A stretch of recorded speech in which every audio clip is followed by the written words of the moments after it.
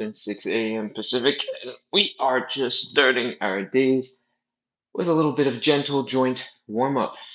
If you've never been here before, we're basically going through every single one of our joints and we're doing a little bit of motion, a little bit of movement to try and get our joints lubricated so that you know how you're supposed to be able to move and get moving towards that direction.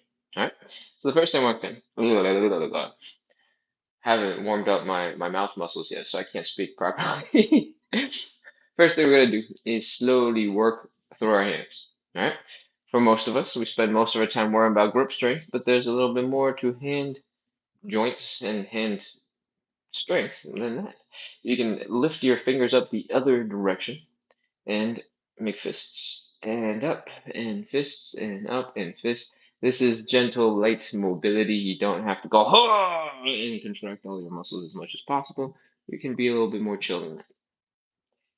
Make a fist, open it up, make a fist, open it up, make a fist, open it up, make a fist, open it up, make a fist, open it up. Alright. When your hands are starting to get a little tired, they're like, ooh, we don't use those muscles very often. It's probably time for us to move on into our wrists. Your wrists have a lot of mobility. So we're going to do some wrist circles. Alright? If you don't really understand how much range of motion you have in your wrist, you might want to take one and grab the other, roll it through, and work on using some outside force to push your hands into that wrist circle position.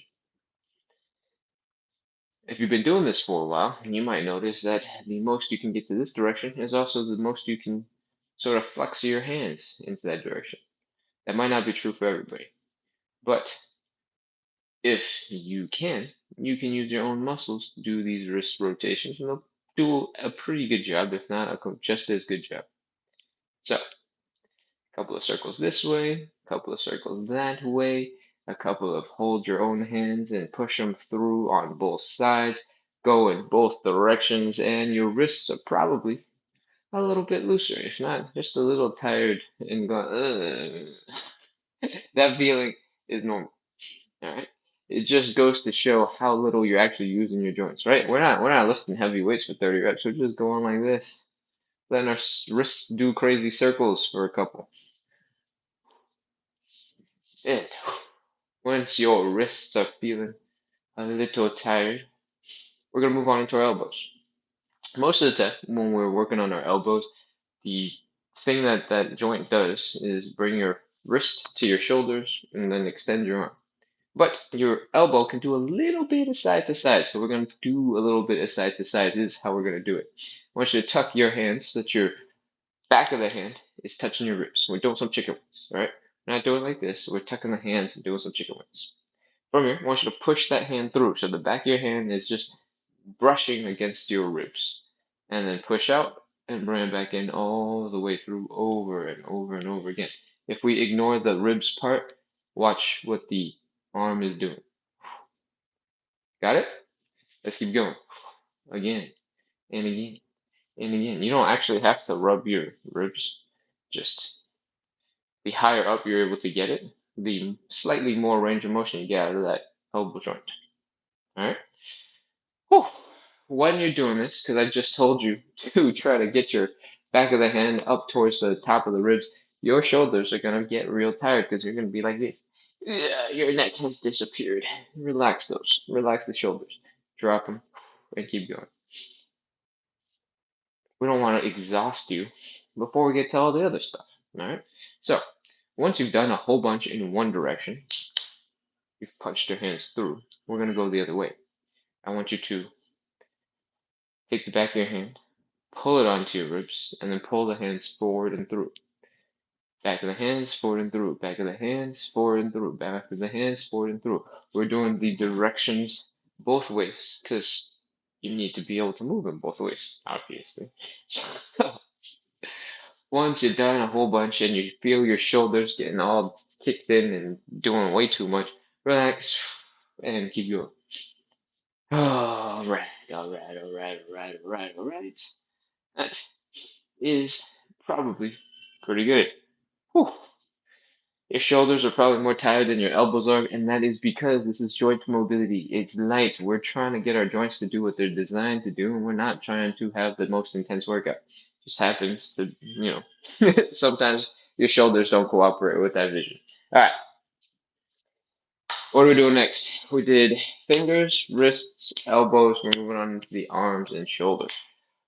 Since we were doing the shoulders a lot, let's go and do a couple of shouldery things. I want you to lift your shoulders up as high as you can so that your neck disappears. And then I want you to exhale. And I want you to let the arms flop. I want them to relax. You don't have to whip it down. I just want you to relax it. All right? Let's do a couple. Up and down. And up and down. And up and down. And up and down. And up and down. Hey, Jack, say Lois over on YouTube. Hello, hello, hello. Up and down. And up and down. And up and down. And up and down. All right. Give it a couple seconds to rest. And then we're going to make it a little bit more complicated than that. What I want you to do is really work those shoulder blades. I want you to try to bring the shoulder blades together from the front so they look like this. Yeah. This chunk of your shoulder is just going to disappear behind it. All right. And I want you to do the opposite. I want you to bring your shoulders extra far into the front so that they're coming together. From the back, it's going to look a little like this. This is all the way shoulders to the front. This is shoulders to the back. You see how these things are traveling back and forth? And then your actual shoulder blades are also moving. We're going to take those two positions. You can practice them a couple of times. And we're going to combine them with the shrug that we just did. All right? So I want you to touch your pecs together, bring your shoulders together in the front. I want you to lift your shoulders up, bring them back, and then come down. Keep on going. Let's do some circles. 3, 4, 5, 6. You're going to be contracting a whole bunch of muscles to make this happen. So these are going to get real tiring real fast. And we're going to try and do them. Not too many. 10. Whew. Now let's reverse it and do it in the other direction. All right. Remember, you don't have to turn around. I'm just turning around because it's funny. Reversing it. All right. We're bringing the shoulder blades back. We're bringing them up. We're pulling those shoulders forward and keep on going. What's different about this compared to the other things that we've been doing is prior to this, we're focusing on one joint at a time. Right now, we're working a lot in the shoulder blades. The shoulder blades are literally a bone floating and being suspended by like 17 muscles. So a lot of what we're doing here is just trying to wake up all the muscles and get them to coordinate a little bit because there's so many of them fighting desperately just to keep your shoulder blades doing whatever they're supposed to be doing. And sometimes they're not doing what they're supposed to be doing, and that is when you need the extra reps. Whew. All right, my shoulders are tired. I hope your shoulders are tired, and I hope it's time for us to move on. We're gonna do some arm circles. I'm gonna go back into the joint stuff. I want you to do some nice and gentle arm circles, one arm at a time. And they don't have to be fancy. You don't really need any details. Go up, open, around, up, open, around, up, open, around, up, open, around. And a couple of reps will do just fine. You might notice when you're whipping your arms back and forth, you're feeling something over here, it's making a little gentle sound. If it's just a little, it's okay. It's not a big deal. Switch directions. Keep on going. We're doing some arm circles. You might notice soon that maybe this part of your shoulders, your delts, that's what these muscles are called, is a little tired from lifting the arm up and around. Not super tired, but a couple reps later, you're like, oh, okay, that is all right. We don't need them for anything else, so it'll go away soon. Other arm, up and around. I guess I'm going forward first. Try to keep the rest of your body stable.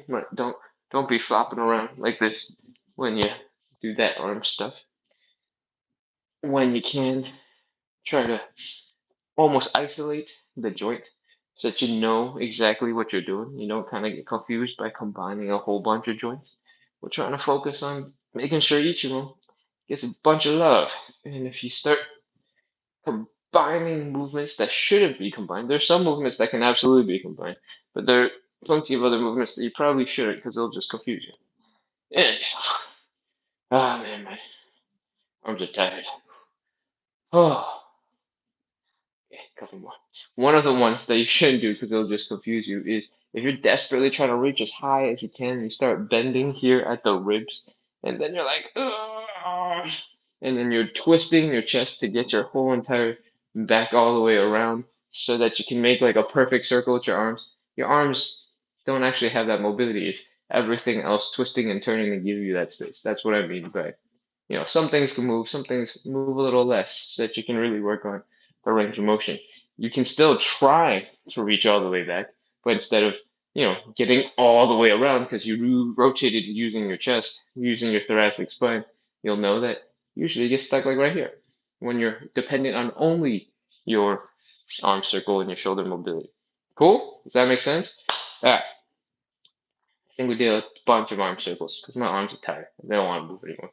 They just flop into the floor. So let's move through. Let's move on to the neck and spine. What I want you to do is a combination of three things. These are the three things your spine, your neck is designed to do.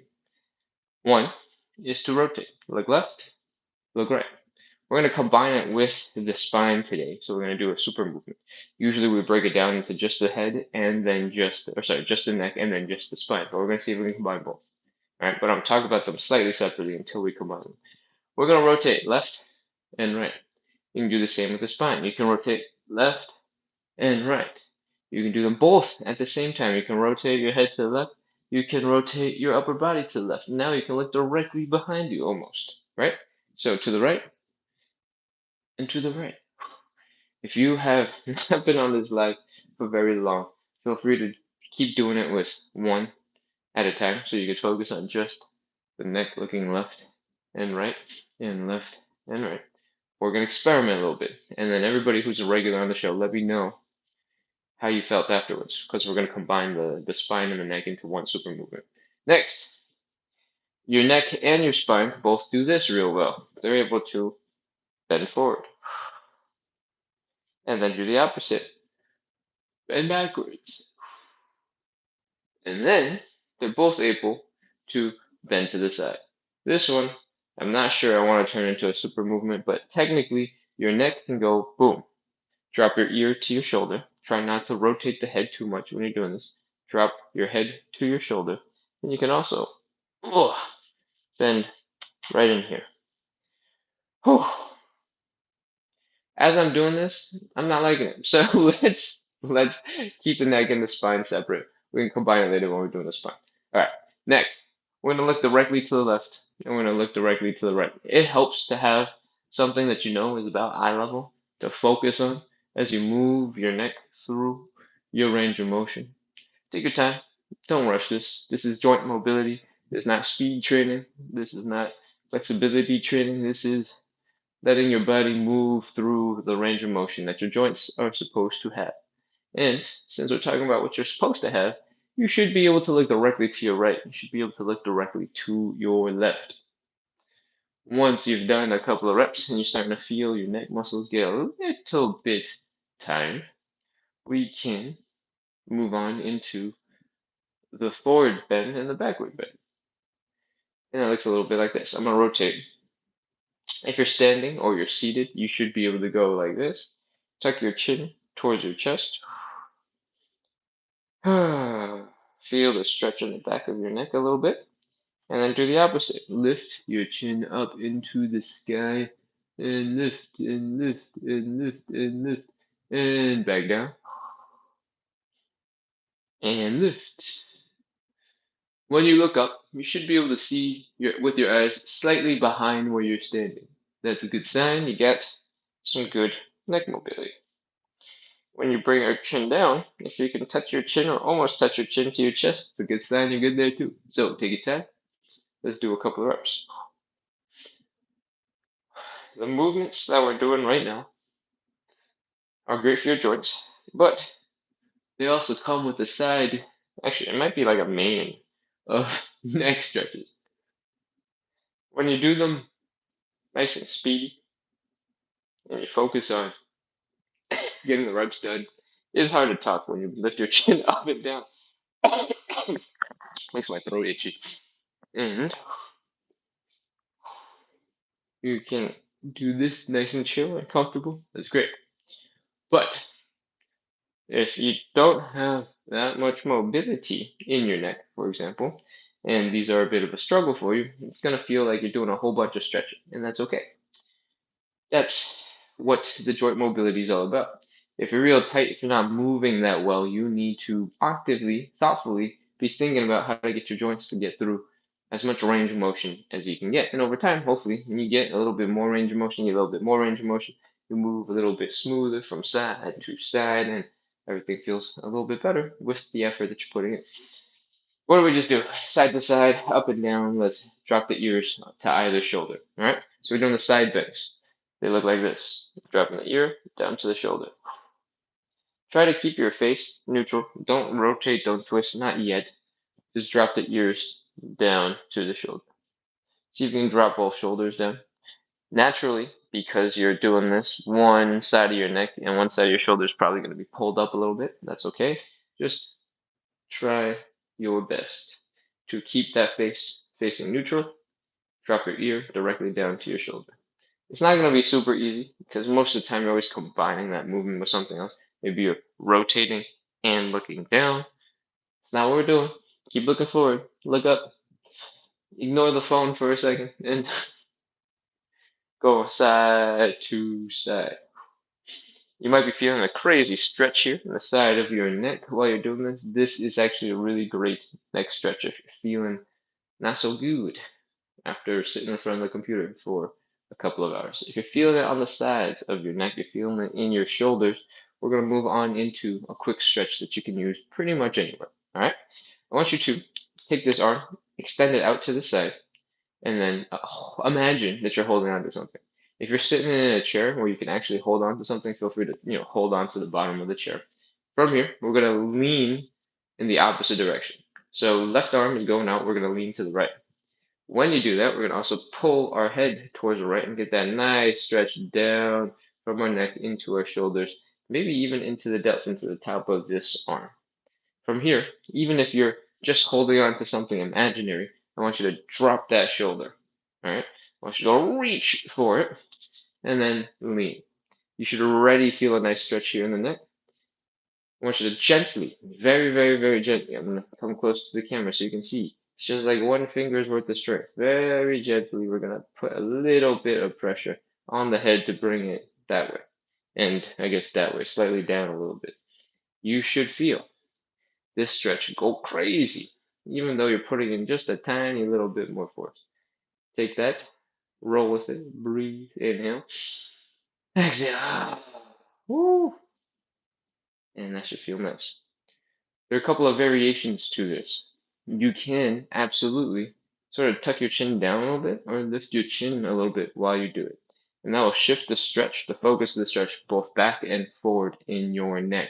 So if you're feeling it more in the back side of your neck, if you tuck your chin just a little bit and you lean that way and give it a gentle pull, you might be able to get that stretch.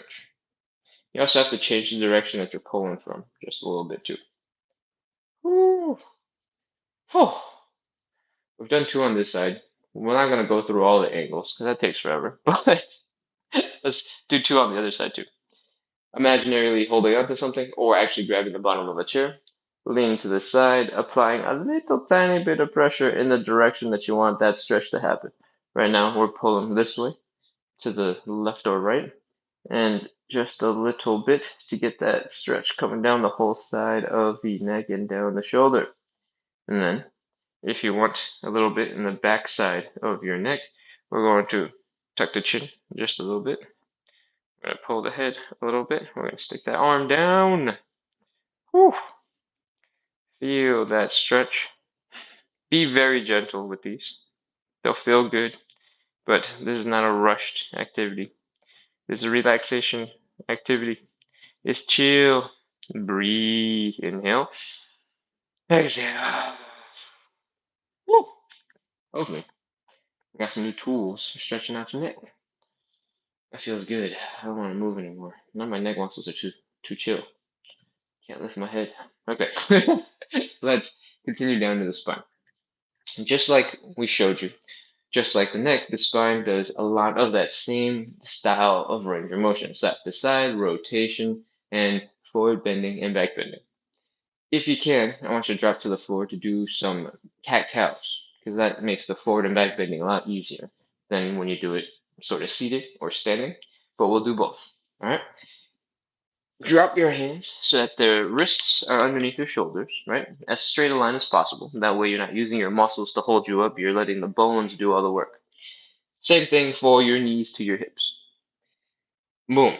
From here, I want you to imagine you bring your belly button down into the ground as low as you can. Flex that low back muscles, even contract those low back muscles as you bring your belly button down. Lift your head, lift your nose, lift your chin. Feel that stretch in the front of your chest. Look up, look up, look up, look up. And that is part one.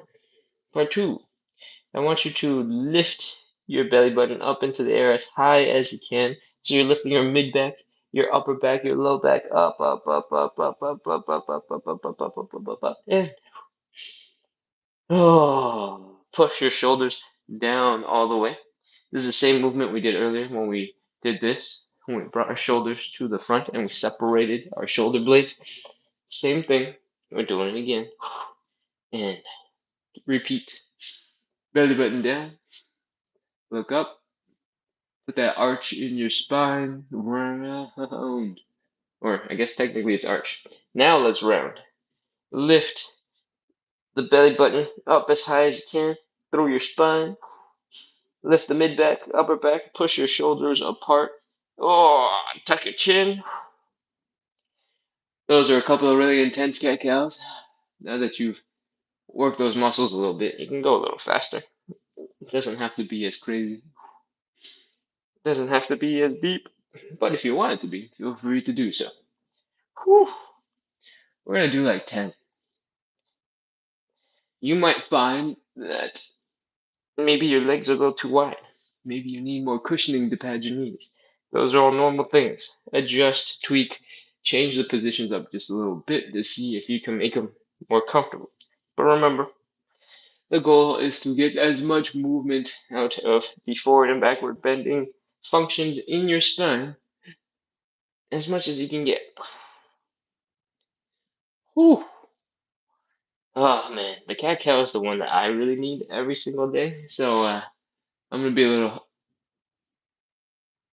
selfish and do a couple extra of these. Whew.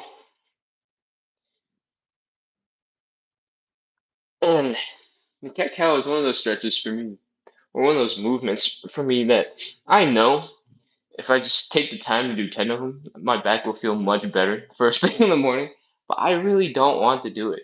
Um, so don't be like me. If you know the cat cows are good for you, you're like, ooh, I like that. That's good. Please, please find it in yourself. Trick yourself. Play some invisible games with your brain. I don't know what you got to do. Do some cat cows. They're so good at loosening up a whole bunch of stiff muscles in your spine, and then all of a sudden you'll be like, oh, hey, look at that. Whoa, I can so much freedom.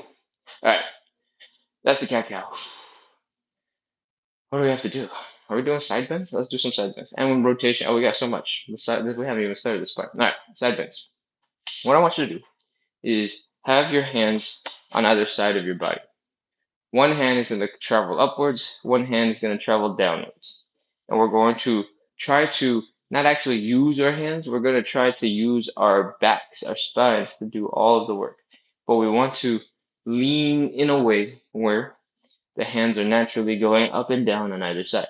What I don't want you to do, so no, don't do this, is for you to be like leaning really far forward or really far back, or for you to be twisting a whole bunch while you're doing this. So try your best to directly to the left, directly to the right. And hopefully your arms will come up and down on either side of your body while you're doing it. If this is really hard and you're not sure you're doing it right, one thing you can do is go up to a wall with your back against the wall. If you're rotating, if you're twisting, one of your shoulders will come off and you'll know that you need to lean back and get back against the wall. Whew. Oh. If you really like this movement, you're feeling that stretch in your obliques in the side of your body, you can make these probably a little bit more effective with some deep breathing.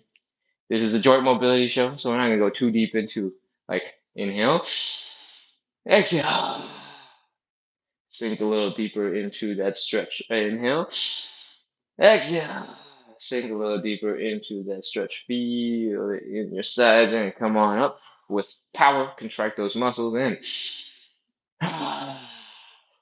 And again. You can absolutely do a whole bunch more. You can make it more intense, make it more effective for you using that style of training. But for us, this is just about waking up the muscles, getting them prepared for some looseness, for some activity, for some fun stuff, whatever it is that you got planned for today. All right?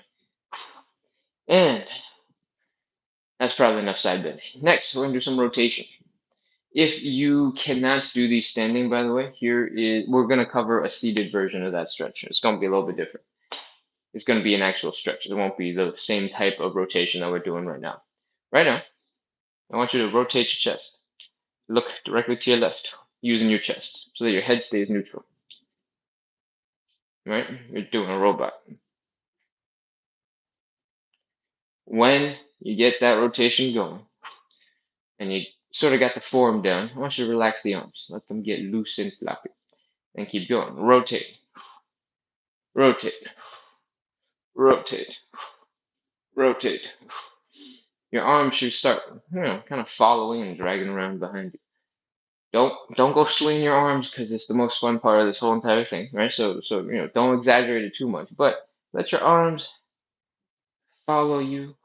Give yourself a little tiny bit of momentum and go from side to side in this rotation, and let your arms have a little fun.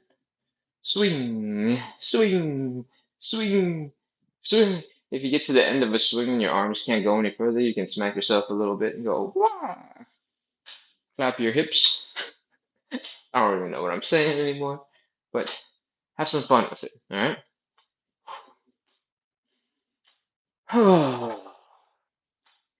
All of these movements that we've been doing so far, in general, unless I told you otherwise, should have been pretty light on the body.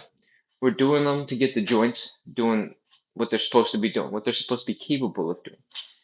Every single one of these movements, if you really wanted to, you can also turn into a slightly more intense stretch or a slightly more intense exercise because your joints are designed to do those things. And once you get stronger in those positions, it becomes strength training. All right? Whew. Hopefully, that's enough rotation.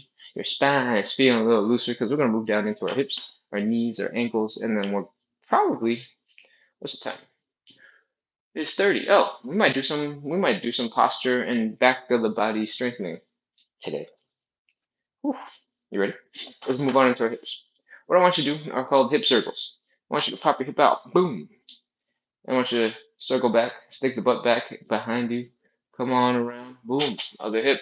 Push the hips forward. Feel the stretch here in the front. I don't know if this is necessary, but I'll do a couple of rotations. Ooh, my hamstrings are feeling it. Ooh. Come on around. And around. And around. If you want, you can try and get into a lot deeper version of it. You can really pop that hip out. Come on around. Ooh, and to the side. To the front. To the back. To the side. To the front. And back inside. But you don't have to go so crazy. You can start nice and gentle. And remember, this is about getting your joints happy. making your joints go to the places that they need to go. You don't actually have to put pressure on them to get them to go there, all right? Or at least, you don't have to put that much pressure on them to get them to go there. Now that you've done some hip circles in one way, hopefully you're reminiscing about all the hula hooping you did in the past or how good you used to be at hula hooping, and now you're wondering if you can do more hula hooping. Maybe you should do a lot more hula hooping because it's good for your hips. And you'll be like, "Woo, hula hooping." And clearly I've run out of things to say. So now I'm talking about hula hooping. But it's time for us to move on. Let's move down to the knees. All right. Next major joint is knees. Just like with the elbow joint, where we did this, where we touched the back of our hand to our ribs and we're trying to make circles, we're going to do some little tiny circles for our knees as well. Your knees, for the most part, their main job is to do this, right? Bring your heel to your butt, bring your leg straight, just like your elbow does.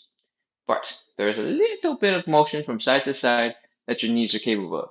When you put a whole bunch of pressure on them and you're running and you're sprinting and then somebody slide tackles you, that is a lot more pressure than your knees are ready to handle in that side to side position. But what we're going to do is going to be very gentle, it's going to be very light, and we're going to try to challenge a little bit of the joints. And when I say challenge, I mean we're really not trying to challenge the joints at all. But for some of you who have weaker knees, who have been babying them for a while, it might feel like a little bit of a challenge.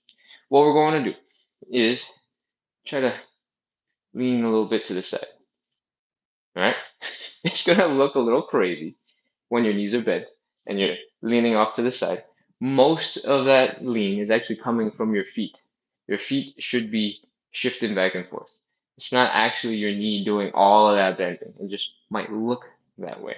But it's your feet, when your feet flatten and they lean or they raise up or you do something weird with your ankles, that's where most of the motion is going to come from. Your knees are doing just a tiny, tiny, tiny, tiny little bit. All right? Push those knees forward until you got a nice knee bend. Lean back, come up the side.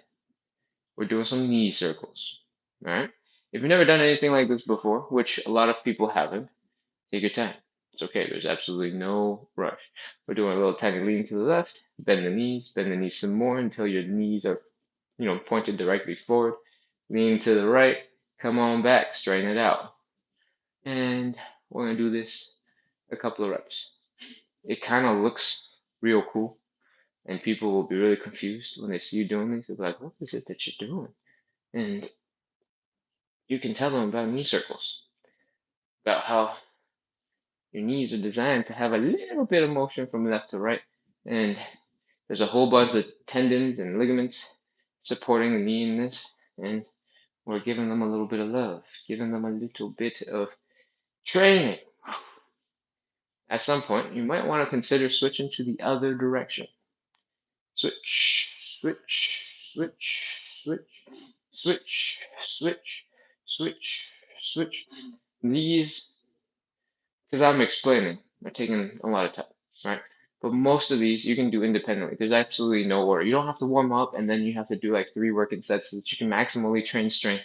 These are gentle movements that you can add in throughout your day, all right? You want to do 30 in the morning, 30 in the evening, great. If you have one particular joint that's feeling a little funky, you want to make sure that you're working through it so that you teach your body that you want to be able to move that joint well. Maybe that's something that you do a couple of in the morning when you wake up. Do a couple while you're waiting for coffee to finish, a couple when you're brushing your teeth waiting for bed. One hand is doing the brushing, the other hand is doing the wrist circles, whatever that might be. Okay? We did the knees. Let's move on down to the ankles. Your ankles, just like your wrists, have a significant amount of mobility. All right? And for a lot of us, because we don't thoughtfully think about our feet, you might not have access to that much range of motion. So what we're going to start with is taking a seat, crossing our legs, grabbing our own feet, and trying to pull our leg into some ankle circles. For our ankle circles, I want you to imagine that your big toe is drawing a circle. That's probably the closest thing you can get to making sense of what's happening with your ankle right now. All right, maybe if I face and point directly in front of you and you just focus on the big toe, it looks like we're painting a big circle, right? It's not so much of a graceful circle, but that's okay. You get the drift. You get the point. Work your legs through that maximum range of motion. Make sure you understand how it feels when your ankle gets to that position. And after a while, you'll be able to do that ankle rotation a whole bunch of different ways. Instead of using your hands, you might be able to use your floor and use your legs and your hip to get your ankles through that same rotation. You might be able to realize that you can contract your own muscles to do the same thing. You can go boom, hoo-ah. Oh, my ankles are cracking like crazy. And those are ankle circles. Make sure you do it on both legs. Again, you can do them seated. You can actively bring them through. Same thing that we did with our wrists, right? We actively grab the wrist, move them through their full range of motion. And once you've gotten used to those, you can use the floor to do it. You can do these seated. You can do these standing. I prefer standing because you have a lot more access to your body moving around. But maybe that's not good for you. Maybe that's a lot of muscles that you don't have that much control over. Maybe you prefer seating, and seated works just fine. All right. Once you've done a couple of these one way, make sure you do them the other way. And by the way, you can do these both legs at a time. You don't have to do them separate. Just like our wrists, we can do two wrists at the same time. And unfortunately, though, if you're new to this, it'll get really confusing. You'll be like, wait, did I go the right direction? What's happening? It gets a little messy. That's okay. You can break it up into two individual pieces again. All right, once your ankles are rolled out, we get some toe joints that typically are feet joints that typically don't get that much love. I'm gonna do a quick time check. It's 38. Okay. For our feet, I want you to know that fundamentally they got most of the same muscles as your hands and your wrists do. You can make fists with your hands. You can make fists with your toes. All right. I don't know how far I have to be for the toes thing to look like I'm making toes fists, but here I am. Hopefully my toes are above the chat. We're making toe fists, and I want you to spread those toes. I want you to see if you can, just like your fingers pulling back when you extend your fingers, you can do the same with your toes. I want you to try to balance on the balls of your feet and the heel of your feet, and I want you to try to lift your toes as high as you can. Try to walk around with no toes. All right, we're doing this. You can wobble around if you want, or you can actually have knees and use them. Whatever works. From here, we're gonna do a couple of reps of these, right? Fists with your hands and your toes. Open it up with your hands and your toes. Fists, open, fists, open, fists, open, fists, open. Your toes, generally, should be pretty dexterous, which means they can do a lot of crazy things, just like your fingers can do lots of crazy things. You did not learn how to write in one day. It wasn't magic. It took lots and lots and lots and lots of practice. Some of you, your handwriting is bad. You didn't get enough practice. Right? Same thing goes for your toes. If your toes don't do things, you probably just need a little bit of practice. So if you can try to learn to grab things with your toes, I'm sure you've dropped something before and you picked them up with your feet at some point, right? You're like, I can't bend now. And I want you to make sure that you spend a little bit of time when you got it playing around. Your feet are like bonus hands, they're like spare hands. They have the feet job, but they can also do like some of the hand stuff. And please don't sleep on them. Train them. Make them strong. They do a lot to help you balance. They do a lot to help you generate power when you're sprinting, when you're changing direction. Having strong big toes, super useful. And if you're having some knee troubles, if you're having some feet troubles, a lot of that comes from strengthening and thoughtfully using your lower body, using your legs. So let's talk about a couple more things that you can try at home. What do we do already? We did the closing of the fist and opening of the fist. Let's move a little bit into the ankles. For some of you, this will look crazy, like you're about to roll an ankle.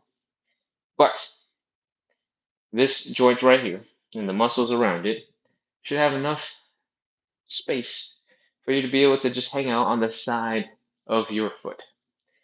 When you get a little stronger here, and you get a little bit more resilient here, and your body knows how to hang out in this position.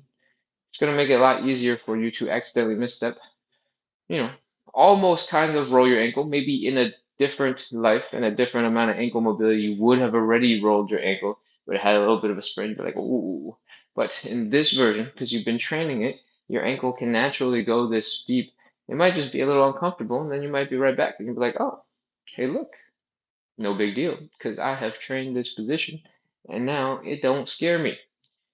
That happens a lot with a whole bunch of different things. When you avoid a range of motion because you're like, oh no, I used to get injured there, or I sprained my ankle that one time, and I don't want to do anything like that ever again. That typically makes that joint, makes that muscle weaker and weaker and weaker and weaker because you're not training it. You're avoiding using it. When you don't use a muscle, as you start losing it, and it doesn't end up well. It becomes a vicious cycle of, hey, that is uncomfortable. I'm not going to use it. Your muscles there disappear. Muscles have more than the purpose of looking real cool. They help you do things, they help support your joints, and we want to make sure that we take care of them as much as we can for as long as we can, so don't sleep on some movement. All right? Today was not about muscles, it was about joints, making sure your joints get a lot of movement without feeling a whole bunch of pressure, right? Another way you can get your joints to do a lot of movement is like with exercise. If you did the same elbow circles that we did today with 20 pounds of dumbbells, it'd be feeling like a really, really, really different exercise, right? But when we do just gentle movement, it's just some nice love that you're giving to your joints, right? Movement has different purposes, helps do different things. This is why we have different training regimens. That's why long distance runners do a different type of running than sprinters do, right? And that's why they build their bodies to look slightly differently because different parts of your bodies kick in when you train slightly differently for different goals. Almost everybody will benefit from some light movements to make sure your joints are doing all the things that your joints are supposed to be doing. So you don't have to worry about, oh, I'm going to build too much muscle. One, that's really unlikely. But in case you still believe that, uh, it's really hard to build muscle. All right? All the crazy people who build muscle for a living and look ginormous, they're eating an insane amount of calories. They're working out hundreds of hours a month. And if you're not doing all those things, it's pretty hard to build muscle. You're not going to magically explode. It's going to slowly, slowly, slowly, slowly, very slowly happen over time. And so don't worry about building too much muscle. If it was that easy to build muscle for you to be too muscular, then you'd be putting all the bodybuilders in the world to shame, all right? They do that sport for like 10 years and eat crazily and train crazily to look the way that they do. If you, with, most of us, with our half consistent schedule and our half consistent training, with like our third of an effort training, you're not going to build that much muscle, okay? So don't worry about it and train. Straight train. Okay, we're getting super rambly. We're getting super rambly. What should we move on to? We kind of did ankles, we kind of did feet. Let's move on to some back and posture. I'm gonna just talk about it real quick. I don't think I'm gonna go super deep into it today. Dwayne says, "Thank you, Ken. I love all the info I get from watching." Oh, you're very welcome. Thank you for letting me know. Thank you for letting me know. Christine says, "I didn't know that was a training for your ankle. I just started hiking, so this will help." Yes, yes. If you're, what's your name? Christina says, "I didn't know that was a training for your ankle." There's a lot of things your ankles can do that might seem absolutely crazy. And I don't know if I'm gonna be flexible enough because it's still first thing in the morning for me. But one of the other lives that I do is a side splits and hip mobility live, right? Watch this ankle as I get deeper and deeper into the side splits, right? We are getting into crazier and crazier positions as we drop down. I'm about stuck right here for now, so I'm not gonna go any deeper. But you can imagine that when we get even deeper and we try to keep our feet flat on the ground, this ankle is going to have more and more and more of a stretch. If we rotate that whole leg just slightly, that looks just like this, right? It's like this versus like this. When you have your feet down like this, you're putting some pressure on it, so it might not feel so great when you're first getting started, and it might look like you're about to misstep and then roll your ankle or something, but you can absolutely train that position. In a side split, If your feet are down, it's going to look like this, right? You're basically in that position. You're holding your whole entire body weight with your ankle doing some crazy looking things. The main muscle that's going to be doing holding your body weight is going to be your inner thighs. But um, most of the joints in your body, for the average person, what feels like should not be doable, you can probably train to do some crazy stuff. Um, if you're into kung fu movies, for example, from the 80s, 90s, maybe even 70s, 80s, and 90s, there are push-ups out there where you do them on the back of your hands like this. I don't know if I'm close enough to the camera, far enough to the camera, so that you can actually see this, but there are people who have enough wrist strength and wrist mobility that they can do push-ups like this. For your average person, that's absolute insanity, right? Like, what? Your wrists can do that? There's no way. Your body is capable of a lot more than we put them through. And with a little bit of specific training, you can do a whole lot, right? All the crazy people on the internet that you see doing calisthenics and they're floating and flying, and their wrists are doing crazy things, their shoulders are holding up all their body weight at a crazy angle. That's just training, right? Your body is absolutely designed to adapt to the demands that you give it. Might you get there really slowly? Yeah, potentially. Might you not have great habits for your sleep, your diet, your training? 100%. But your body is designed to adjust, to do the things that you get it to do, to try to get it to do, and do a little bit better the next time after you give it some rest and give it some time and some nutrients. You still gotta feed your body, and you still have to let it recover. But once you show your body, it needs to be strong in the bones because you're constantly taking a whole bunch of impact into your bones. That is hypothetically how you pack minerals into those bones and you get, or at least maintain your bone density. When you're super gentle on your bones, all you do is tiptoe around and you're not putting stress into the bones. Your bones are going to be like, oh, we don't need all this strength. Get rid of it. You know how much nutrition and energy it takes to pack our bones full of minerals? So much work. Let's not do that. Our body never needs it anyway, so get rid of it. That's okay for a little bit of time. If you're an astronaut and you go into space and you have no tension on the bones, those people will lose bone density at like an insane rate, and they have to come back into planet Earth, come back into not space, and they have to train prodigiously in order to rebuild bone health. All right. When you don't use it, even if it's for a short amount of time, you can lose a lot of bone density. And those same people studied all the time because they're being sent to space, and people are going, "Oh, what the heck is happening to your body?" Those people, they're very intentionally doing exercise to stomp their way essentially into denser bones. So, if you don't believe me, you can go search up NASA bone stuff. What happens to your bones when you go into space for a prolonged period of time, and how do you rebuild bone density? Those same athletes, same astronauts, when they're in space, because there's a lot less resistance to push against. They're not actively moving their bodies through gravity.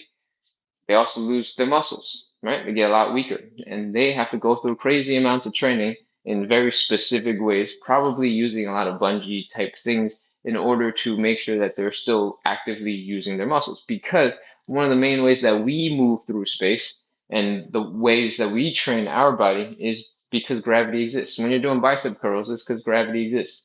If there was no gravity actively pulling your weight down, and you just lifted the weight and it just keeps on going forever and ever and ever and ever, all the basic stuff that we do here on planet Earth need not apply to astronauts, but they still have to strength train. So they have to figure out some other way to lock their bodies into position in order to extend their legs, to extend their arms, to rotate their necks, to twist and do all the things that we luckily get to do because we have gravity. Most of us, we're not escaping to space, so you don't have to worry about fancy equipment. Basic stuff like push-ups, squats, a couple of rotations go a really long way towards maintaining your mobility and maintaining your strength. And this is probably a good segue for, let's move on to your back. No, it's not a good segue at all. We're going to move on to our back.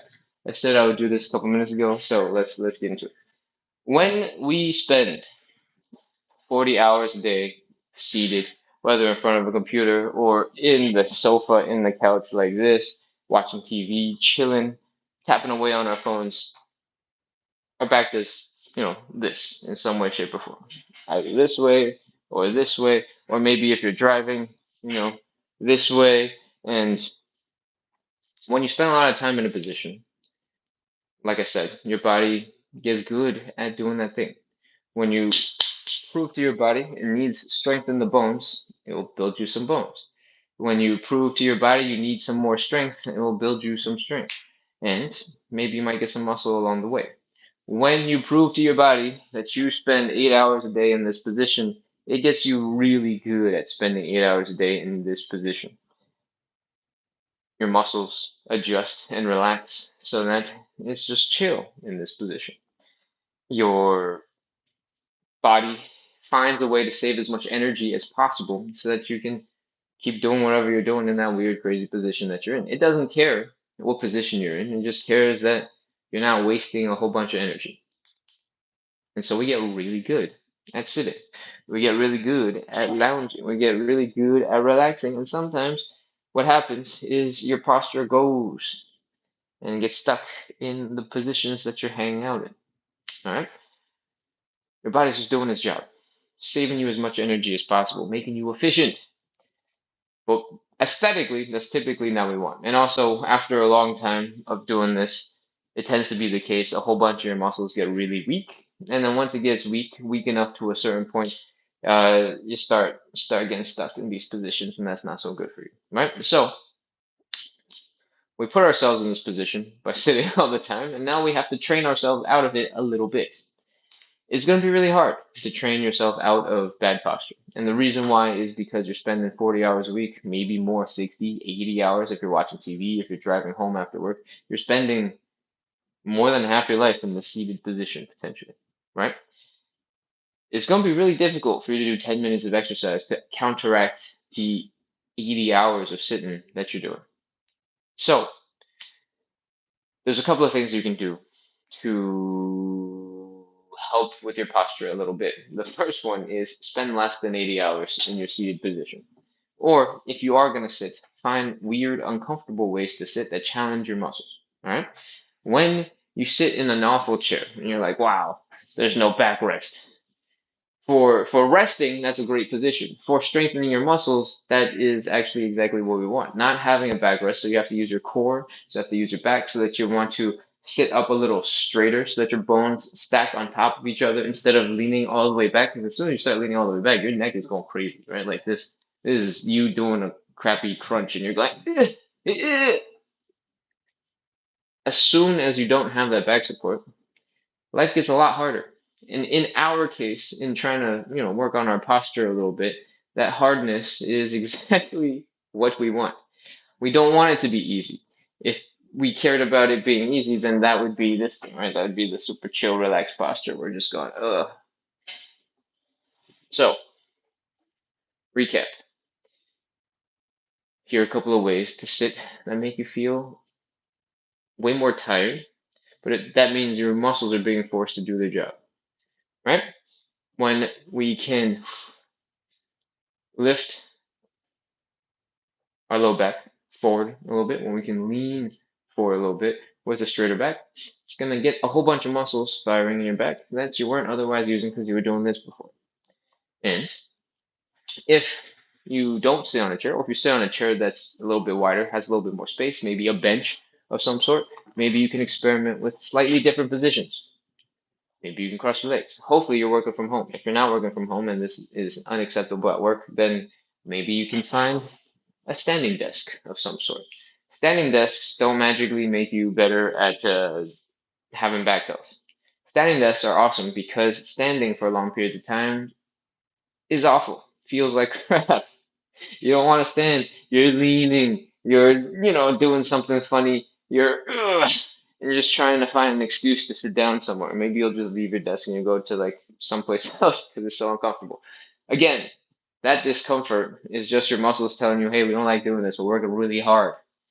And if you want to undo some of the posture stuff that is chilling for 80 hours a week, Sometimes you just need the muscles to be uncomfortable. You need to be training the muscles. It's a good thing. It's really hard. It's really, really, really, really, really hard. And most people don't want to do it. You're going to be sold a whole bunch of products that help, pull your shoulders back and get you in this kind of position for a couple of hours. And that's fine. You can try those. There's probably nothing wrong with them because it's the same thing, right? If you wear that for 80 hours and your back stays in this position for 80 hours, maybe that'll work.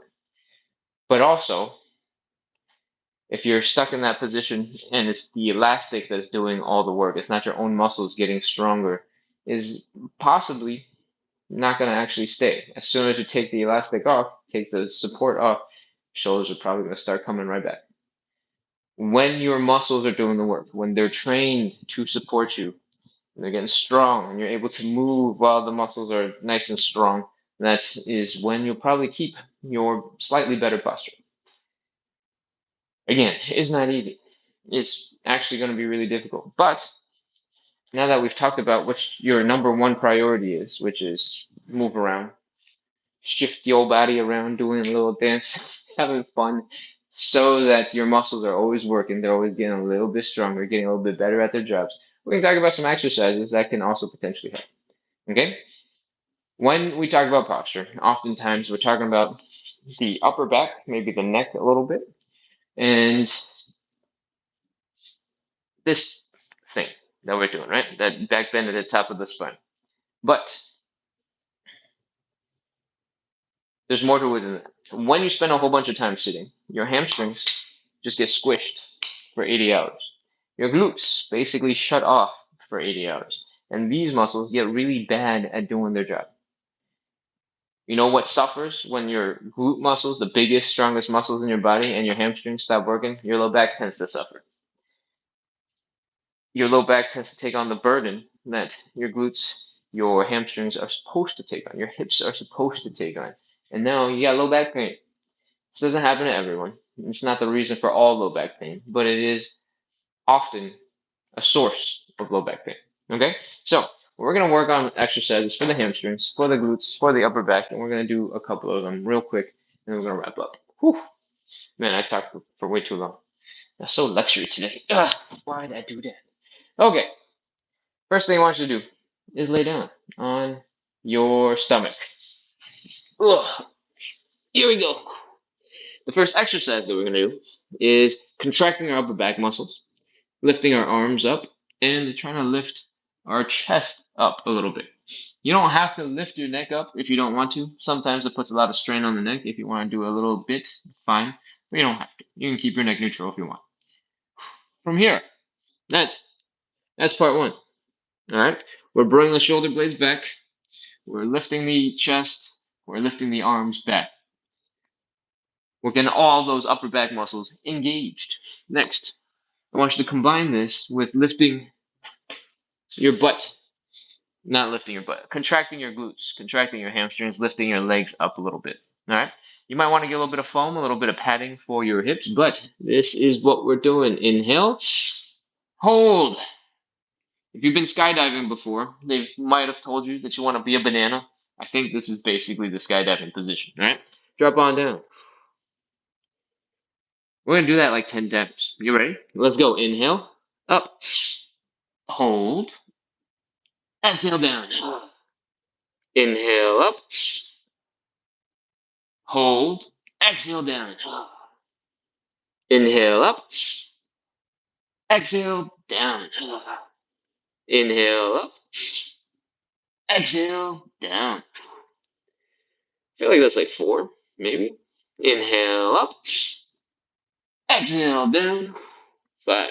Inhale up, exhale down.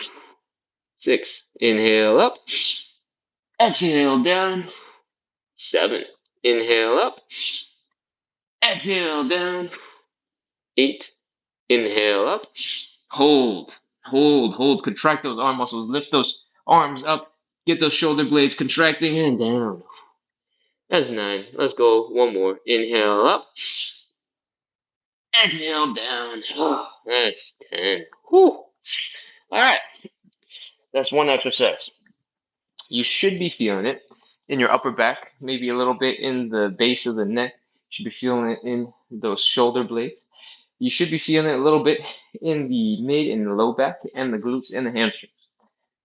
There's one move that sort of hits everything. If you focus more specifically on one chunk of your spine, you focus on really pulling the shoulder blades back, it'll be more useful for that particular joint. Because it's hard to focus on all of the 10 areas at the same time. But slowly, over time, as you get better and better at contracting the muscle, because you're practicing the movement, your brain gets better at the movement, you'll get stronger and stronger and stronger. And some of those muscles that we need to use to help bring our shoulders back to keep our spines neutral and make our posture a little better, you might be able to strengthen those. Cool? That was our Supermans. We're going to flip over to the other side. We're going to do some glute bridges. All right? They're going to work very much the same muscles as we were using before, but this time I want you to have your heels down, and I want you to flex your glutes, contract your glutes to push your hips up into the air. It should look a little bit like this. Boom. We're going to hold this position for about 30 seconds, 45 seconds, and we're going to count it down right now. 44, 43, 42, 41, 40, 39, 38, 37, 36, 35, 34, 33, 32, 31, 30, 29, 28, 27, 26, 25, 24, 23, 22, 21. Did I start at 45? I must have because I'm at 20. 19, 18. Flex those glutes a little harder. Poke your butt. Double check that they are firm. They are contracted. 15, 14, 13. Feel a stretch here in the front of your hips. These are your hip flexors. And when you're flexing your glutes real hard, they get stretched out in the front, right? 5, 4, 3, 2, 1, 0. All right, drop your hips. Come on back down. Breathe out. That is some glute bridges. You should have felt the contraction in your glutes. If you pushed your legs a little further away from you, you would have felt it more in your hamstrings. But if you kept it real close to you to start, that's absolutely fine. What else do you need to know about glute bridges? If you're off balance, you can put your hands out. If you feel like those glute bridges are too easy because maybe you do Pilates or something and you're really strong there are a lot of different ways that are really affordable and at home that you can make these a lot harder. Glute bridges, for example, if you find some instability, if you find a way to make it so that more of your muscles have to work really hard to keep you in that position, and you use a yoga ball to do this, so that if you accidentally apply a little too much pressure on your right leg, it'll slide out underneath you. If you apply a little too much pressure on your left leg, you squeeze too far forward or back, all that stuff will cause you to start falling from side to side. That is going to make all of your core muscles, all your leg muscles fire real hard and try to stay super stable and contracted. That is a great way to up the badassery of that movement. I should not have rolled that yoga ball. It is now knocking the cameras, and cameras are flopping all over the place. All right, well, what else do we have? We did the glute bridge. We did the Superman. We're going to work on our core a little bit now. All right. What I want you to do in Pilates is called tabletop. We're going to lean back. We're going to flatten the low back to the ground so there's no space for the low back. It might help for you to bring your knees up into the air like this to help flatten that low back if you've never done it before. And tabletop, I think, comes from this thing where your knees are up and they're about horizontal. I think. I don't actually do enough Pilates to know. But from here, this is a core workout. If you extend your arms up like this, it'll be more intense. If you extend your arms up like this, it'll still be intense. And if you extend your legs out like that, it will become a lot more intense. If you get super long and tall and you have gravity pulling you down on all sides, then it'll be really, really, really, really, really, really intense. And we're going to hang out here for 30 seconds. Pick a version of your choice. Try to make it hard 30, 29, 28, 27, 26, 25, 24. If you can't hold it in that hard thing, you chose too hard a stretch to start with, you can always bring your legs in a little bit, and that's okay. 20, 19, 18, 17, 16, 15, 14. Remember, the low back is making contact with the ground. And 10, 9, 8, 7, 6, 5, 4, 3, 2, 1, 0. Oh, relax. Wow, that was intense. That's the three main exercises. We got the fourth. The fourth one might actually be the most important one, but it's also the absolute worst one to do. And we're going to do it right now. Oh, come on. Oh, my hands are tired. Come on up. Let's do some wall angels. I'm actually looking for a better wall to do wall angels because I feel like I'm going to smash these paintings. Then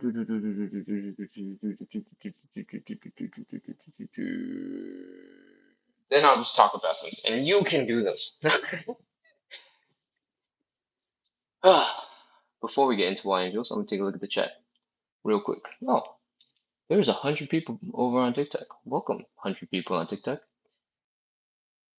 Someone says I'm following along with you over on YouTube. Hey, great, amazing. Thank you for being here. Okay, let's talk about wall angels. Wall angels might single-handedly be the most important exercise that you do if you have not so great posture. Your shoulders are slouched. And the reason why I say that is what I'm going to show you right now.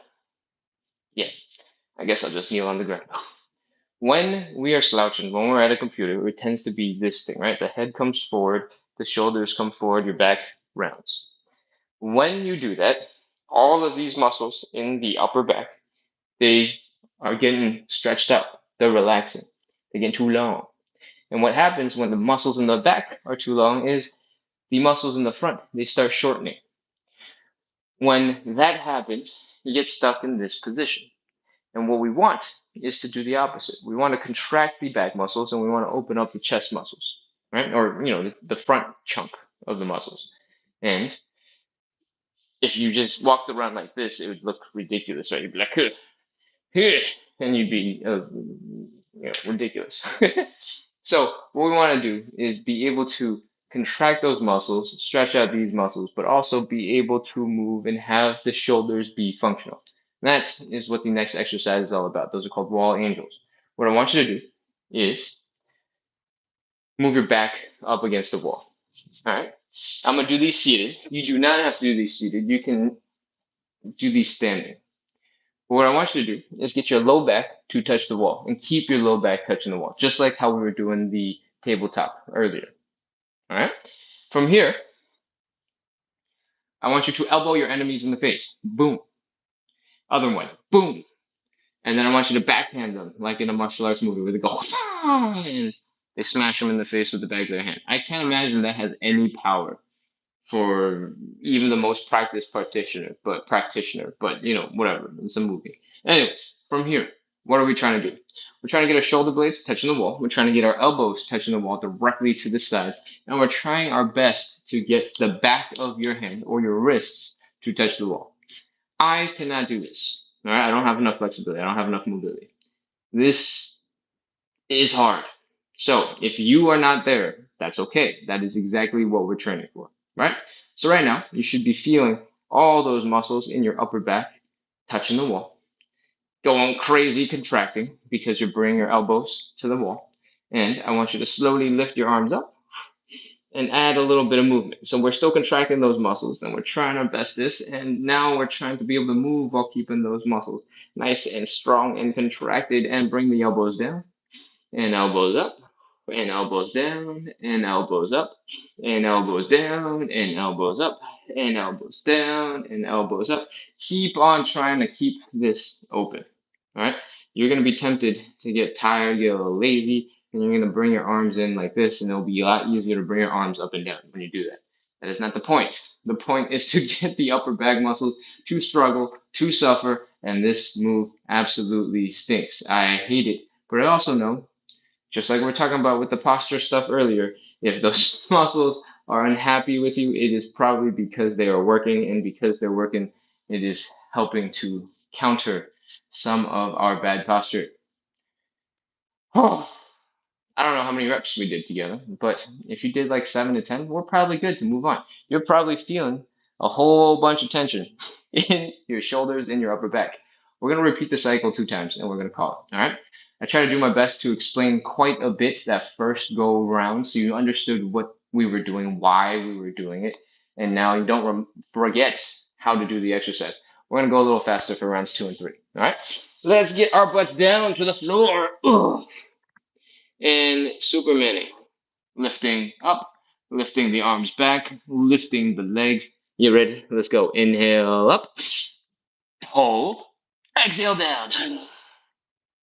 Inhale up, hold, exhale down. Inhale up, exhale down. Inhale up, hold, exhale down. Whew. Inhale up, exhale down. Inhale up, exhale down. Inhale up, exhale down. Inhale up, hold, exhale down. That feels like enough. Should we do 2 more? Let's do 2 more. Inhale up, hold, exhale down. That's 9. 1 more. You ready? Let's go. Inhale up, exhale down. Sweet. That's 10. Roll on over. Let's do some glute bridges. If you want to do some crazy glute bridges with a yoga ball or some form of instability so that you have to contract harder, be my guest. If you want to extend your legs out a little further so your hamstrings are starting to go crazy, be my guest. You can always adjust and make it easier if you need to. 45 seconds. Let's go. 45, 44, 43, 42, 41, 40, 39. Flex those glutes. Make sure they're tense. Poke them. 37, 36, 35, 34, 33, 32, 31, 30. Your core should also be tense. 29, 28, 27, 26, 25, 24, 23, 22, 21, 20, 19, 18, 17, 16, 15, 14, 13, 12, 11, 10, 9, 8, 7, 6, 5. Keep contracting. Don't stop. 3, 2, 1, 0. Let your hips drop to the ground. That is your glute bridge. Maybe your hamstrings are feeling tight, crazy right now. That's good. Guess what time it is? Tabletop and or banana or hollow body hold. Lots of different names. What we're doing is bring the low back to the ground, extend the legs out in front of us. You can bring it more out, less out. Arms can go here, here, here, wherever you want. Just make it harder for yourself, make it challenging for yourself, or hold them for 30 seconds. You ready? Let's go. 30, 29, 28, 27, 26, 25, 24, 23, 22, 21, 20, 19, 18, 17, 16, 15, 14, 13, 12, 11. Keep breathing. Don't hold your breath. 9, 8, 7, 6, 5, 4, 3, 2, 1, 0. Flop onto the ground. Relax for a second, and let's get into some wall angels. We're back into suffering. Ugh. All right. I think this is gonna be my last set. And then, so we're gonna make these count. All right. Make sure your low back stays up against the wall, and elbow your enemies in the face. Backhand them in the face. Some more. I don't know why their faces would be both at your elbow and at your wrist, because that would be a really big face. But you know, just go with it. Your elbows are touching the wall. Your shoulder blades are retracted and they're really struggling, and your hands, they are trying their bestest to touch the wall. Right? Try to get your wrists to touch that back wall. We're gonna move in this position. Bring the elbows down. This should be a little easier. And then bring the elbows up while still contracting all those muscles. Lift, lift, lift, lift, lift, lift, lift. And come on back down. Oh, these should feel absolutely awful and be so good for your muscles, right? Part of the reason why they feel so awful is because your muscles don't do this very often and they aren't very good at it yet. As you do more of these, it'll get better. It is good for your shoulder mobility. It's not just for your posture. Your shoulder muscles should absolutely be able to lift your arms into the positions that we're asking of them. And a lot of the times we lose that mobility from not doing it. All right. Mostly because there's absolutely no reason for us to be doing this in our modern lives. When we had to climb trees and throw spears and whatever, that probably was much more demanding on our shoulder mobility. Right now, the highest thing we reach for is stuff at the top shelf, and we do that like what, once every couple of days. The most common thing that we reach for is what, the steering wheel in front of you. You only lift your arm this high ever. So when you start doing stuff that's way up high, those muscles are going to be weak. They're going to be untrained. They're not going to be very good at their job. And that is okay for now because we're training them. We're working on them. We're doing it together. And once you've done a bunch of these and your shoulders are ready to call it, there we go. I recommend if you really want to work on your posture, your shoulder mobility, your shoulder strength, that you go ahead and do another round. But for me, for today, I think I'm gonna be good because I gotta go do some crazy amount of pull-ups, and I need my shoulders to be functional for that. All right, let's see. It is 7:17 on the West Coast. It is 10:17 on the East Coast. It is time for us to get ready to wrap up the show. Let's check out the comments. PKZJ611 says, "This is surprisingly difficult." Yes, absolutely. You're not lifting any weights, right? You're literally just contracting your back muscles and trying to do something that you actually have been already doing, right? When we did the Superman pose, when we are doing this, and we lifted our bodies up like so, it's the same exact thing as the wall. Oh, hypothetically, it's the same exact thing as the wall angles, trying to bring the arms back as far as possible. And then I guess technically you could be doing some form of wall angel looking thing from here, right? And you'd be like, but when you do the wall angels, because you're not fighting against gravity, you're just contracting your own muscles. It's one of those moves where you're like, wait, what? Is this hard? And then you can think about how many bicep curls you can do with how much weight you can do. This is one of those instances where you get much stronger, you get much better at the things you actually train, the things that you actually do, right? We're struggling to just bring our shoulder blades back. Yeah, when I say we, I mean I'm struggling to bring my shoulder blades back and move my arms up and down. I can move my arms up and down all sorts of crazy ways. We did so many arm circles today, right? But as soon as we add in some of the weaker muscles, it gets a little crazy. So, you know, somebody just came in and said, "I'm a gym rat junkie. This is great to incorporate on a relaxing day." Hey, good for you.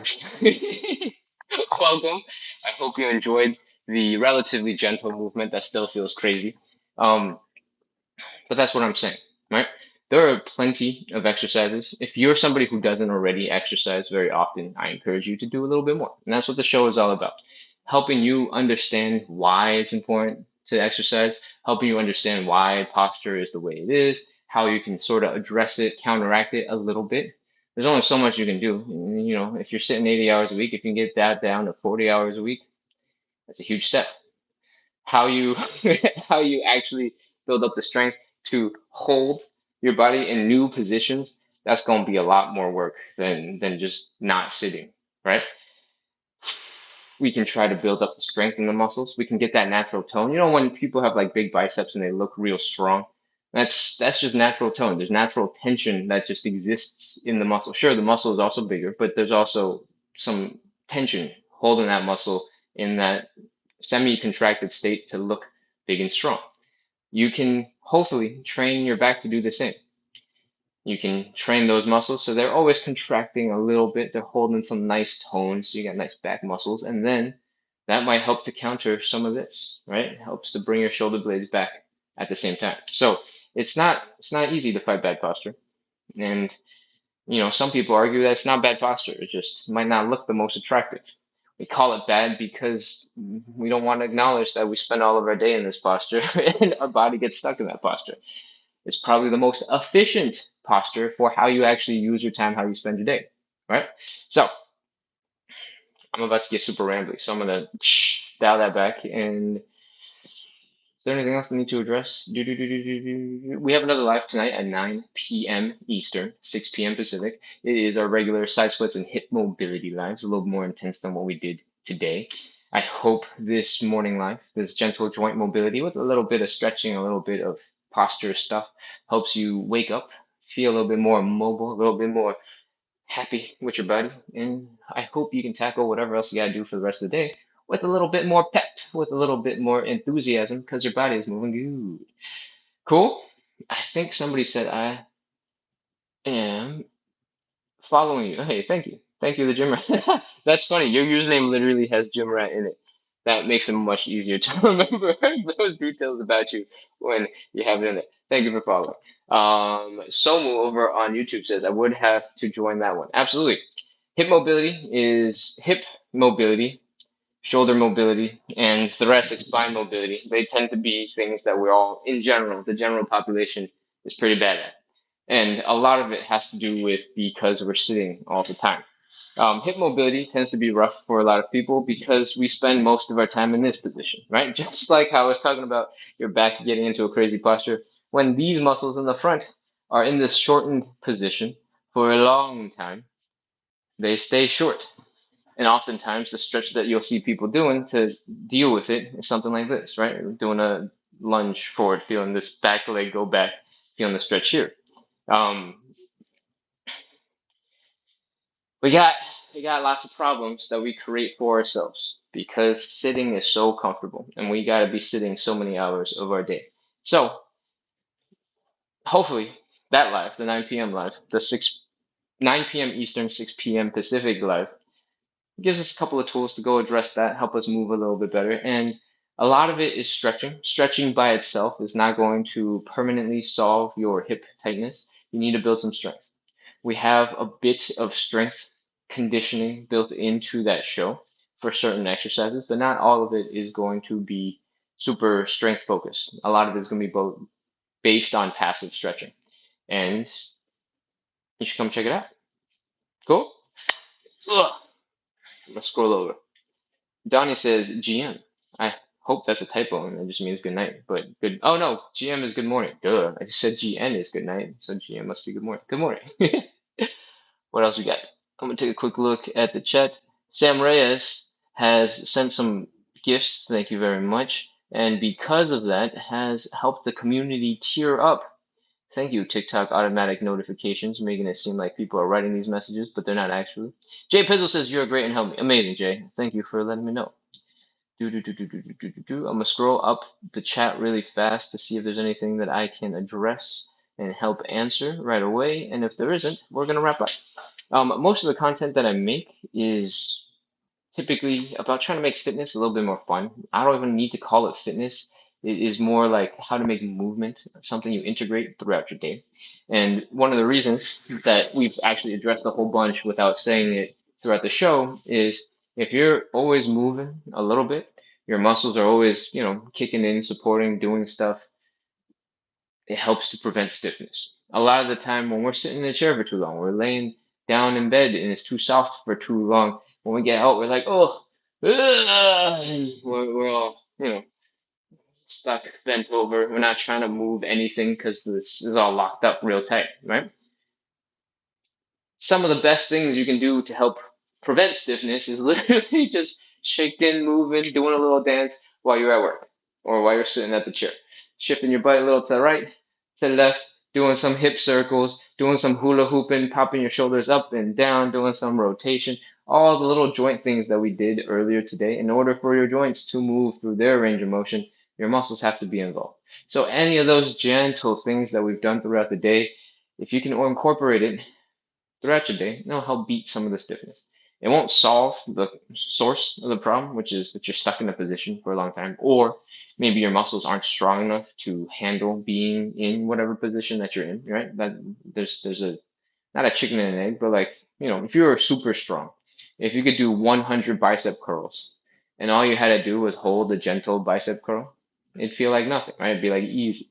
If your body was super ridiculously strong, maybe being in whatever stiff position or position that makes you stiff, maybe that'll feel really easy and it won't make you feel stiff. So you can strengthen your way out of the problem fundamentally. You can also just not create the problem by being stuck in that position for a long time. And you can sort of just make your life feel a little bit better in the short term right away with some gentle movement, right? I'm all about that gentle movement because it's going to make your life a lot easier right now. But, but the real solution comes from doing less sitting and doing more strength training. That's the long-term solution. But for today, to give you a little bit of relief, to help you feel better, so you can focus on what you got to do, gentle movement, a little shaky, shaky, a little wobbly, a little dance. That's going to make your life feel a lot better right now. Cool? It's just a small part of a bigger puzzle for better movement. But what matters today is you can crush life and be happy. So now that I've mentioned that, nobody can say, "Oh, movement doesn't do anything. It doesn't actually solve the root problem." Nobody's actually said that to me, but I always think that somebody will. I'll be like, "Yes, yes, I addressed it for a moment, but most importantly, for right now, for everybody, in the quick 30-second fix, that is the gentle movement." All right. Sun Sun Wu over on YouTube says, "How do you avoid sweets and desserts?" I don't. I have a really, really big sweet tooth. And when the desserts, when the sweets jump into my life, I consume them. Unless I'm one of those Asian people who thinks like a lot of sweets are way too sweet. Unless they're too sweet, um, then I have a little bit and I go, "Ooh, that's a little too much," and then I don't finish it, and that's how I avoid the sweets. But in general, I have all the sweets. When there are sweets, when there are desserts, I can't help myself. So the solution to that problem is I don't go outside. I'm just kidding. I'm just kidding. Um, I'm currently visiting friends, and we've had dessert every night this week, and that might not be so good for me. But I have not avoided the sweets and desserts. But when I am at home, I try not to buy the sweets and desserts so that they're not in my home, so I'm not tempted. If I don't have them, if I'm not thinking about them, then it's much easier to not have to avoid them. It becomes much more difficult when you walk around outside and every single shop down your commute to work is a dessert shop or a coffee shop, a pastry shop, something, a dessert shop, sorry, a donut shop, four stores down the street, all full of sweets and decadent desserts. And that makes it really, really, really, really, really hard. If walking down that street makes you go dessert, dessert, dessert, dessert, and you just can't help yourself from buying something, maybe the solution, or at least a temporary quick fix, is to take a slightly different route to work, to go on the next street over, miss Main Street, go next street over, where it's a little bit more residential, there's less stores, and maybe that will help. Maybe you have to walk a couple extra steps. Maybe those extra steps are actually good for you, right? Maybe that's actually what you want. You needed you needed an extra couple hundred steps, and this is how you got it while avoiding your desserts at the same time. Doubly effective. Maybe like quadruply effective because the sweets have way more calories than you could possibly burn while walking. Not that walking should only be about burning calories, but if that's how you are calculating it, then it might be way more effective. Oh, okay. I'm gonna take another look. Quick scroll. Dwayne says, "Thank you, Ken. I love the info, all the info I get from you." Welcome back, Dwayne. Christine says, "I didn't know about training the ankle. We saw that earlier." I'm gonna keep scrolling. I'm gonna scroll a little faster. If there's anything else, then we're ready to wrap. Oh, Stephanie says, "Oh, sounded like Adam Sandler." I don't know what sound I made when I did that, but if you want to watch back this video and tell me at what time I made that sound that sounded like Adam Sandler, I'll work on my Adam Sandler impression. Cool. Cool. Mitchy777 says, "What times do you normally go live?" On the weekends, we have this live at 9 a.m. Eastern, which is 6 a.m. Pacific. And this only happens on the weekends where we do sort of like light joint mobility, waking up, getting yourself ready for the day, doing some gentle, thoughtful movements so that your whole body is kind of doing something before you get into something hardcore and intense. That's Saturday and Sunday mornings at 9 a.m. Eastern, 6 a.m. Pacific. And our normal lives, the life that's every single day, 7 days a week, is side splits and hip mobility. And in general, it looks a little bit like this, right? Like we're moving our legs through crazy ranges of motion, we're doing some hamstring looking stretches, We're doing that type of stuff. That side splits and hip mobility. That happens at 9 p.m. Eastern, which is 6 p.m. Pacific, 7 days a week. Feel free to come back for that. And if you do, make sure to let me know that you were here at the morning and the evening because I see that you just followed. So if you come back, let me know. I'm scrolling, I'm scrolling, I'm scrolling, I'm scrolling, I'm scrolling. I'm not seeing much else in the chat at the moment, so I think we're about ready to wrap. Whole bunch of people have followed today. Thank you everybody for coming in. Thank you for spending some time here doing some light joint mobility, and I hope you're feeling a lot smoother. Paloma asks, how often do I do a live? This live happens twice a week on Saturday and Sunday, so you can start your day with something a little bit more gentle, and then we finish up with a little bit of posture and strengthening in the backside of the body. And most of the time, 7 days a week, we have side splits and hip mobility at 9 p.m. Eastern, 6 p.m. Pacific. Now that you know all that, make sure to hit follow, hit subscribe. If you could do me a favor, if you like this live so much, I would appreciate it if you went and checked out the YouTube channel. The YouTube channel has the same username as Instagram, as TikTok, as YouTube, as Facebook. It is Splits on the Side. Splits, not my main thing, Splits on the Side. Cool? And also we do side splits. So splits on the side to play with words. Now you can't forget what the username is, right? Because I told you what it's all about. Splits on the side. Anyways, go to YouTube, check out some of my content on YouTube long form. So the movie style videos. I do slightly different content. Some of it is more tutorial based. Some of it is like whatever training I'm trying to do. Right now, I'm trying to get my girlfriend to her first unassisted pull up, and we got a cool gym machine for that. And it's a little bit difficult to work on that. We have to go to the park later to go make sure we train some pull ups. It's happening right after this live, actually. As soon as we get some coffee in me, we'll be going to a playground and finding some time to do some pull-ups. If you're interested in building up your own pull-ups, I got a whole bunch of content about that. If you are interested in different types of home gym equipment, I have a couple of videos about that type of stuff. Pull-up bars and gymnastics rings that I found on Amazon. They were super cheap and they worked really good. And what else do I do on that YouTube channel? I do some calisthenics tutorials. If you are interested in learning some cool moves, for example, like the frog pose, which looks a little bit like this, whee, or the crow pose, is Big Brother move, which looks a little bit like this. Oh, I didn't lean far enough. I was trying to go too gentle. Whee! Crow pose, which looks a little bit like this. And if you get really advanced and got a lot of mobility, there's this move called the crane pose. It doesn't come up as often, but you stick your knee basically into your armpit and you lean super far forward. And it's called the crane pose. I don't have enough flexibility to do that one, so I get to like middle of the tricep and not into the armpit. Those are all just slight variations on the same basic movement. What else is cool? I have another tutorial, I think, about the elbow lever. The elbow lever, I think, looks the most impressive and is the best party trick you could get for relatively low amounts of effort. Ugh. And it looks like this. You use your elbows, you stab them into your abs, and you can balance. Whew. And as you get a little stronger, you can lift your legs up, you can lean forward, you can hold it, and do cool stuff like that. If you want to check out those videos, those are over on YouTube. The reason why I'm asking you to check them out is because I need 4,000 hours of watch time in order to monetize the YouTube channel. And in like 5 months or 6 months, they're doubling the amount of hours we need to 8,000 hours. I would love to not have to get 8,000 hours. So if you could watch a couple of my YouTube videos, give me a little bit of support that way, I would appreciate it very much. Whew. I think that's all I got for today. Oh, actually, no, there's more. So, on the internet, there's this trend that's been going around for the Spider-Man workout. Tom Holland, in an interview for whatever media thing, said that he does the Cindy workout on when he's short on time. That's 5 pull-ups, 10 push-ups, and 15 squats. As many rounds as possible in a 20-minute window.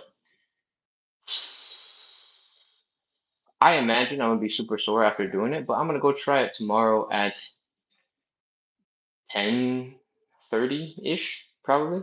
I'll give you a better idea tomorrow at the mobility, joint mobility live. But after that joint mobility live, I might take a couple minutes of rest and then go over to the park and go crank out that workout.